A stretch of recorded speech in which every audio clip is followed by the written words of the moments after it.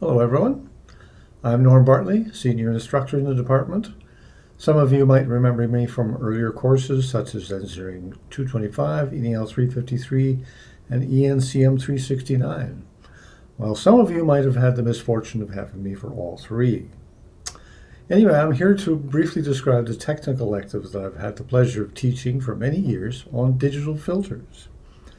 It's closely related to my earlier research work in multidimensional signal processing. So a couple of quick facts about the course. So when it's normally run in the fall semester and has one prerequisite, ENEL327, and the target audience is primarily electrical engineering students, but it's open to anybody. So we've had graduate students, for example, from computer science, our own program, and also students from geomatics. So here's a quick rundown of what we'll be talking about over the next several minutes. First of all, filtering signals. What do we mean by filtering? And then we'll quickly rattle off a few applications of filtering, not just digital filters, but all filtering. And then we'll quickly show the different kinds of filters that are used, both analog and digital. And finally, we'll have a quick look at what's in the course and how we're going to run it. Okay, let's start with a quick definition of filtering. So filtering, in words, is the process of conditioning a signal by electronically altering the way it is represented. And what we mean by conditioning here is to somehow improve the signal. And that's the whole point. And so that could include, for example, improving the clarity, fidelity of music or speech. And it's those kind of signals that we'll be primarily focusing on. But other applications might be in multi-dimensions. For example, improving the visual clarity of an image, such as a digital photograph or an image sequence. And then, of course, digital filtering is for filtering digitized signals. Okay, let's just list off a few applications here of filters in general. So this is just a tiny subset of where they're actually used, but it'll give you a good idea where they are used.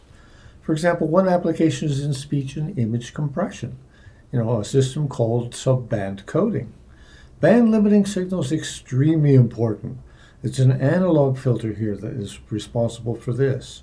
So anytime you have a sampled signal, you have to limit the frequency content of that signal to half the sampling rate. And channel equalization is another important application. So you can model the communication channel, which might distort a signal, and then design an inverse filter to reverse that distortion. Signal detection, so for very weak signals like electrocardiogram signals in the presence of noise, so pull out the signal from the noise. And selective transmission. This is one way of making a spectrum analyzer. So here's some other applications. So for example, spectral adjustments.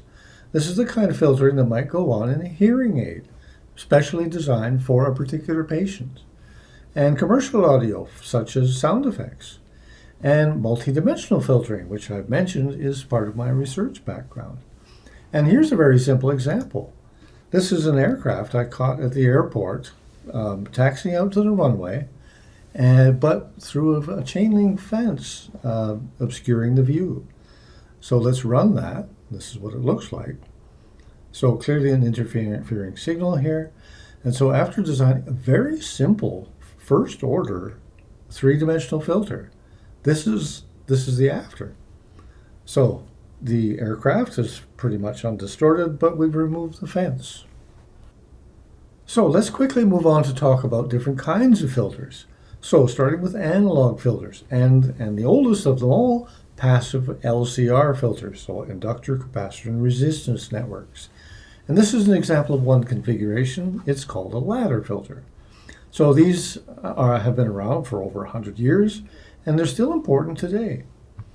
And other kinds of filters, very different. So microwave waveguide filters, so consisting of microwave amplifiers, stubs, transmission lines, and so on.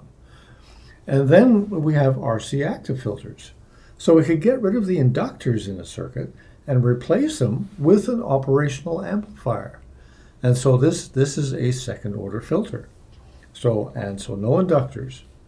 And the next advancement here is to get rid of the resistors. So now we have only operational amplifiers and the capacitors. And it's called switched capacitor filters.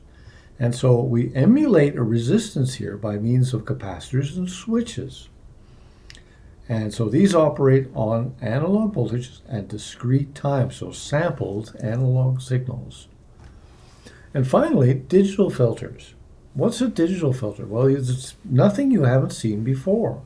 So a bunch of simple digital elements. So multipliers, and you built a multiplier in many courses ago.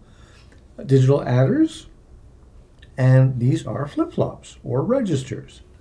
And so nothing you haven't seen before, but maybe just not connected in this way.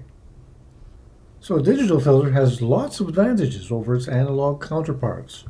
So first of all, everything's getting faster and cheaper. So increased speed of the digital electronics and A to D and D to A conversion.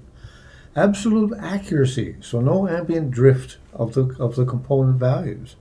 For example, these guys, if you heat them up or cool them down, their values change, and therefore the filter characteristics change. Whereas in a digital filter, we're dealing with ones and zeros and nothing in between. Another big advantage is as well. For example, no lower limit to the frequency of operation. So with an analog filter, if you're dealing with low frequencies, you're dealing with big components. For example, humongous inductors and capacitors. Here's a capacitor as big as a Coke can. And for this inductor, there's a quarter. And still more advantages. Now, because it's a digital system, we have the opportunity to program it on a digital device, such as a digital signal processing chip. And for that, Texas Instruments pioneered that field back in the 1980s with the TMS-320 series of DSP chips. And many modern DSP chips are floating point, and so giving us a virtually unlimited internal dynamic range. And it doesn't have to be a DSP chip, too. You can use a Raspberry Pi or an Arduino. So a digital filter has a lot of advantages, but there are a few disadvantages, and those disadvantages stem largely from using digital arithmetic, and so which is finite in nature. So we're dealing with a finite number of bits. So that could lead to problems such as overflow and underflow, and we might need a lot of bits to represent the multiplier values so we get an accurate filter design. But much of this is manageable. Now, what's in the course? Let's do a quick overview of the material that we'll cover. So we'll cover some basic concepts and definitions to start with. And then we'll review the time domain properties of linear shift invariant systems, or linear time invariant systems. And we'll be looking at, in particular, infinite impulse response filters. So we'll be looking at the characteristic equation and its natural modes, and we'll develop an insight into the time domain properties and the kind of signals naturally supported in such a system. And then a very important topic on steady state frequency response. And after all, that's exactly what we're designing for. And so this is where we'll try and develop some insight into the poles and zeros of a system and the relationship on the frequency response. And there's a very important relationship, and we'll try and explore that through pole-zero geometry. And next, you can't talk about a discrete time system without talking about the Z transform. So that is our next topic. So again, this will not be a comprehensive review. It's mostly just what we need, including the definition and key properties, a review of partial fraction expansion, and we'll also use the Z transform to do block diagram analysis. And then we'll start to focus more clearly on filters and filter designs. And we'll spend a little bit of time talking about finite impulse response filters, and including its key properties and simple design methods. But we'll spend most of our time talking about infinite impulse response filters. And for that, we'll be using sort of a classical design approach, using classical analog, so Laplace domain, normalized low-pass filters. And the common approximation methods called Butterworth, Chebyshev, and elliptic type filters. And we'll be transforming these to a digital filter using the bilinear transform. And then finally, we'll be looking at designing other types of filters by transforming what we have. So either into other low pass filters, high pass, or band stop filters. And the last couple of topics in the course are basic filter structures. So how do we interconnect the various digital circuit elements? And finally, at the very end of the course, we'll talk about these non-ideal effects. So what can go wrong in a digital filter? So just to round out this presentation, talk briefly about how we'll run the course. Here's how we'll determine the final grade. Assignments, just for practice, not worth anything. So we'll have quizzes, lab work, midterm, and a final exam. And the course textbook, well, there isn't one. But you might find your ENEL593 text, if you've still got it, might come in handy for some of the fundamental stuff. So problem assignments, as I mentioned, not worth anything. They're just for practice. We'll have 4 quizzes spaced out roughly through the term. We'll take the best 3 out of 4. And we normally run these during our tutorial periods. And the labs, a very important part of the course. It's all based on MATLAB and the signal processing toolbox. So there's 5 of them in all. The first couple are basically on the fundamentals. And then we'll explore some practical applications in the last 3 labs. And many of our students particularly enjoy these last 3 labs.